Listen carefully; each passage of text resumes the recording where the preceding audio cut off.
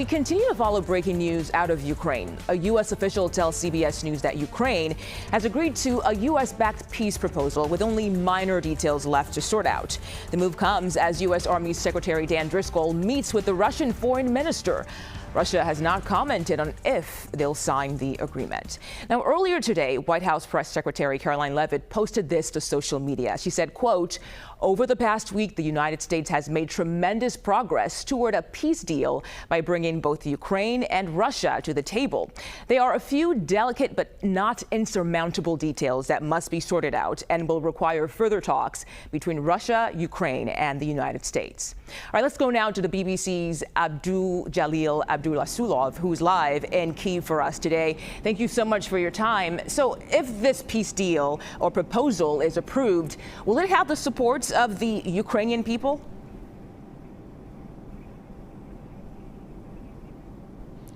Well, the initial document that was proposed by the US, the 28-point peace plan, was received here with skepticism. In fact, a lot of people regarded it as basically as a demand for capitulation. But Ukraine and President Zelensky learned one thing when dealing with Donald Trump, that any deal he offers can be negotiated and changed. And this is exactly what's happening. So there is a new revised deal.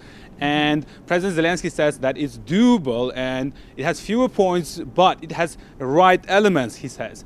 So there is certain optimism in Kiev about this document, but there are certain issues, the most contentious points that have been left out from that document. And those points must be discussed directly between President Zelensky and Donald Trump.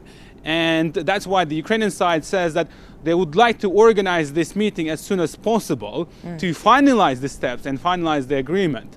But this is exactly one of those most contentious issues. That's the territory. What happens to the occupied territories? Russia wants those territories to be formally recognized as Russian. And Ukraine says that this is the red line that they will not cross, and they will not accept any legal recognition of those territories as Russian. Okay, Abdujalil in Kyiv for us today. Thank you so much for your time. And now I want to bring in Nina Khruscheva. She's a professor of international affairs at the New School in New York. Nina, thank you for joining us. What will it take for both sides, Russia and Ukraine, to sign off on this proposal? Hi, thank you.